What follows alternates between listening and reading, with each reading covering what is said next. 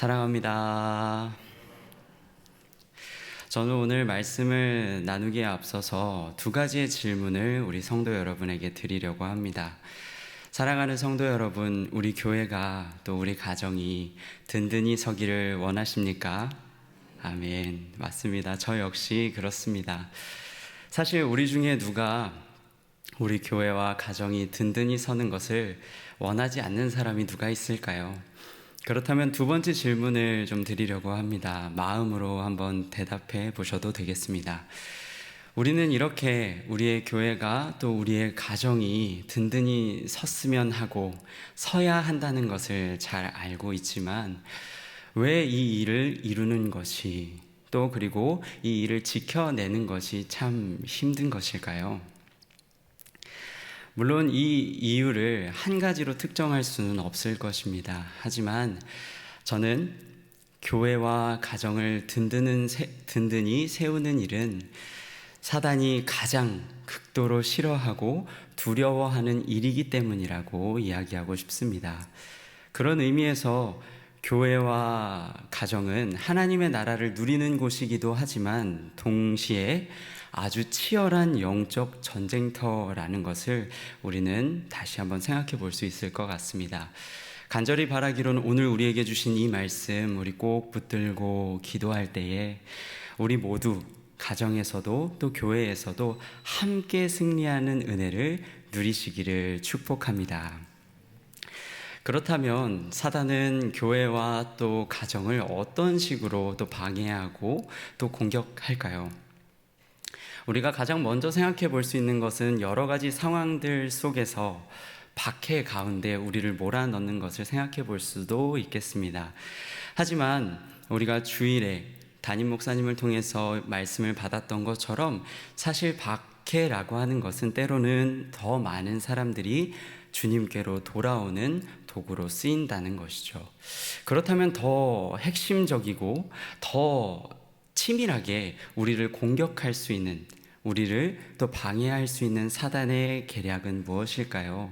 무엇보다 한 지체된, 교회에 지체된 우리 한 사람 한 사람의 연약한 마음을 사단이 그 놀이터 삼는 것이라고 이야기할 수 있겠습니다. 사랑으로 환대하고 또 용서하고 하나 되기를 늘 품어야 하는 우리의 마음을 의심하고 또 정죄하고 또 그 안에서 두려움으로 가득하게 만든다라는 것이죠. 그렇다면 우리가 사단이 하나님의 나라를 이루어야 할 우리로 어떻게 그렇게 우리의 마음을 의심으로 또 두려움으로 가득하게 할까요? 무엇보다 우리 마음 가운데 있는 하나님의 나라에 대한 나의 기준, 나의 생각들을 충돌하게 만드는 것입니다. 간단하게 이야기하면 이렇게 얘기할 수 있겠습니다. 세상의 본이 되기 위해서라면 하나님의 교회는 하나님 믿는 사람이라면 이렇게까지는 이 정도 수준까지는 탁월해야지, 이 정도는 갖추어야 든든히 서 있는 교회라고 가정이라고 할 수 있지 않겠어? 또는 어떻게 교회가, 어떻게 예수님 믿는다고 하는 부모님이 어떻게 예수님 믿는다는 내 자녀가 이럴 수 있을까 하는 생각과 말들 말입니다. 그런데 정말 그렇습니까? 하나님의 나라를 세워가는 것이 이러한 우리의 생각과 말들을 막 쏟아내는 것일까요? 물론 하나님께서 통치하시는 공동체이기 때문에 탁월할 수 있고 또한 갖춰야 하는 것들을 능히 갖추고 있어야 할 수도 있겠습니다. 그러나 저는 오늘 말씀, 특별히 온 유대와 갈릴리와 사마리아 교회가 든든히 서갔다라는 그 말씀을 통해 그 말씀을 살펴보며 우리가 오늘 갖추어야 하는 것은 무엇이고 우리가 탁월해야 하는 것은 무엇인지 한번 살펴보기를 원합니다. 오늘 말씀을 통해서 저는 특별히 두 가지를 좀 살펴보기를 원하는데요. 첫 번째는 바로 사울이 무엇에 탁월했는가 하는 것입니다. 흔히 우리는 사울 하면 가장 첫 번째로는 예수님을 만나기 전에도 참 자랑할 것이 많았던 사람으로 생각을 합니다. 그리고 예수님을 만난 이후에도 신약 성경의 정말 대부분을 기록한 것처럼 탁월한 지식과 신학을 가지고 있는 사람으로 생각하고 있죠. 그런데 적어도 오늘 본문만큼은 사울의 그러한 탁월함을 조명하고 있는 것 같지는 않습니다. 그렇다면 오늘 본문은 어떠한 사울의 모습을 집중적으로 기록하고 있는지 우리 화면의 말씀을 통해서 한번 살펴보도록 하겠습니다.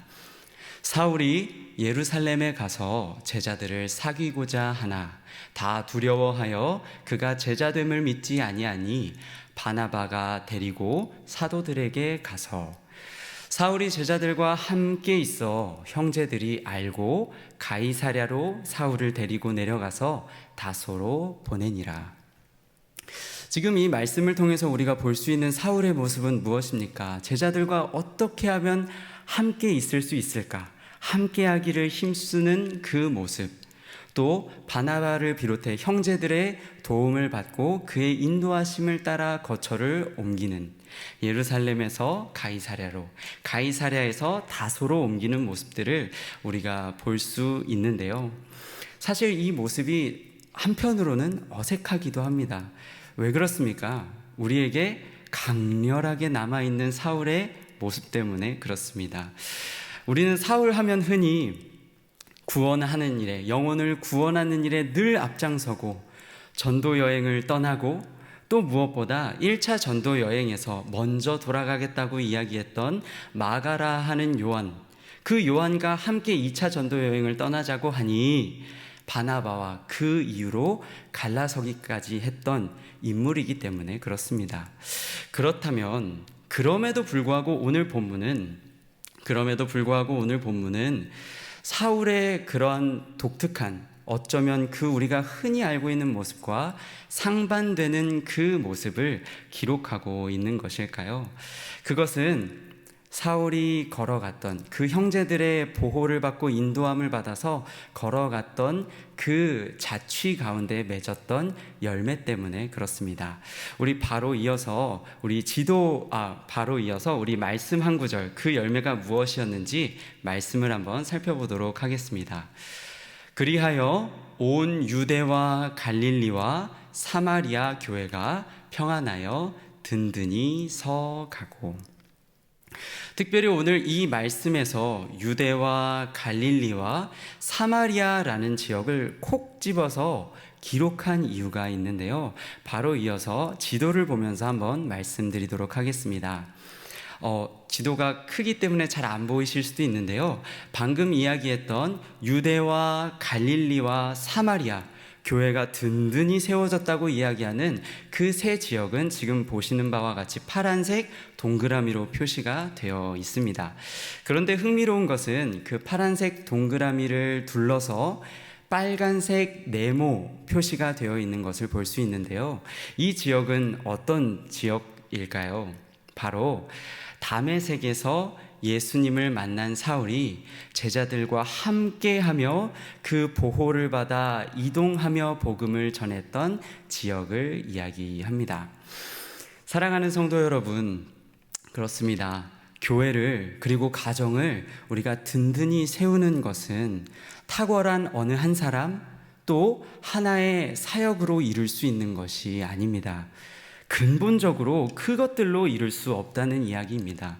오히려 오늘 사울을 통해서 본 것처럼 함께 하기를 힘쓰고 또한 묵묵히 주의 인도하심을 따라 걸어가는 것, 그것에 탁월해야 우리가 비로소 교회와 가정을 하나님의 나라로 세워갈 수 있다라는 것입니다.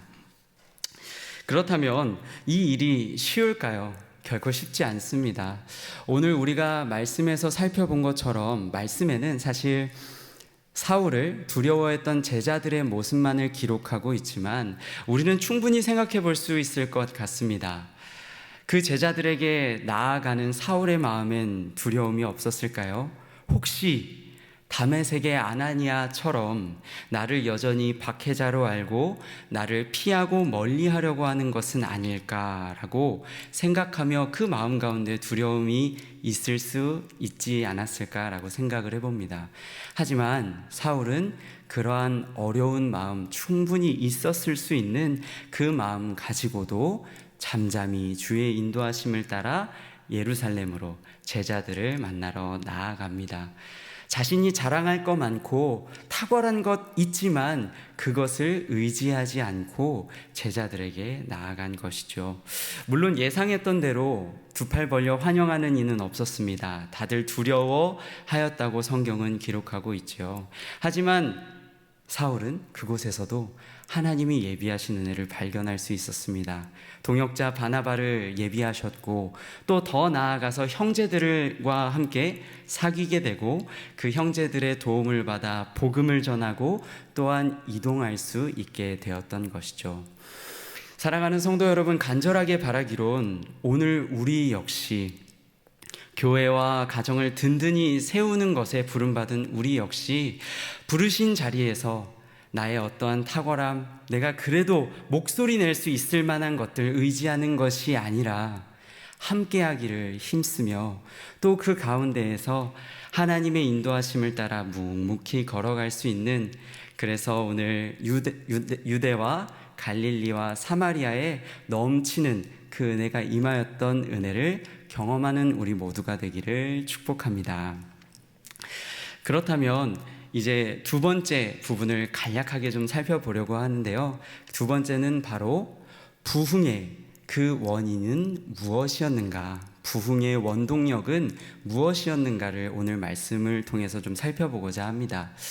오늘 말씀 맨 마지막 부분에 보면 그 수가 많아졌다라고 기록을 하고 있습니다.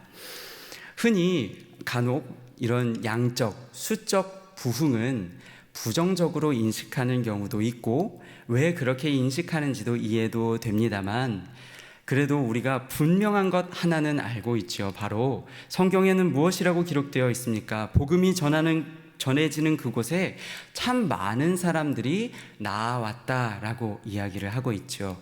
그래서 오늘 우리가 집중해서 보아야 할 것은 사람의 수가 많아졌다. 물론 그것도 중요합니다. 하지만 우리가 더욱 집중해서 보아야 할 것은 그 부흥의 원동력이 무엇인가 하는 것이죠. 오늘 말씀에 그런 의미에서 무엇이라고 기록되어 있습니까? 바로 주를 경외함과 성령의 위로라고 기록되어 있습니다. 물론 주님을 경외하는 것이 때로는 우리가 하나의 행사를 더 잘 준비할 수 있게 합니다. 또 주를 경외하는 것이 전도할 때 더 탁월함을 더하게 만들기도 하죠. 하지만 우리가 간과하면은 안 되는 것이 있다는 것을 이야기하고 있는 것입니다. 바로 우선순위라는 것입니다. 우리가 많은 좋은 행사들 준비하는 것도 중요합니다. 복음을 전하는 일 너무너무 중요합니다. 그러나 그 모든 일을 감당하는 그때에 나의 마음이 주를 경외하고 있는가? 말씀과 기도 안에서 하나님의 지도를 받고 있는가? 주께서 가라 하시면 가고 주께서 멈추라 하시면 멈추고 있는가? 우리는 그것을 점검할 필요가 있다라고 말씀드리는 것입니다. 사랑하는 성도 여러분, 이제 말씀을 정리하려고 합니다. 다시 한번 강조해서 말씀드리자면 우리의 교회, 우리의 가정 든든히 세워가는 것, 그것은 탁월한 한 사람 하나의 사역으로 되지 않는다 말씀드렸습니다. 오히려 우리는 그때마다 복음 안에서 함께 하기를 힘쓰고, 그리고 더 나아가서 하나님을 경외함으로 주의 인도하심을, 때로는 내 생각과 다를지라도, 내가 바라는, 내가 그리는 모습과 다를지라도 그 하나님의 인도하심을 복음 안에 가족이, 교회가 함께 걸어가야 하는 모습이라는 것을 우리가 놓치지 않고 걸어가는 저와 여러분, 우리 모두가 되기를 축복합니다. 끝으로 이번 그 가정을 든든히 세우기 위해서 태신자 작전 카드에 가족의 이름을 적으신 우리 성도님들도 계실 줄로 압니다. 간절히 바라기론 복음 안에 걸어가는 그 묵묵한 걸음 가운데에 오늘 유대와 갈릴리와 사마리아에 주신 그 풍성한 은혜가 우리 성도님들의 가정 가운데 넘치기를 축복합니다.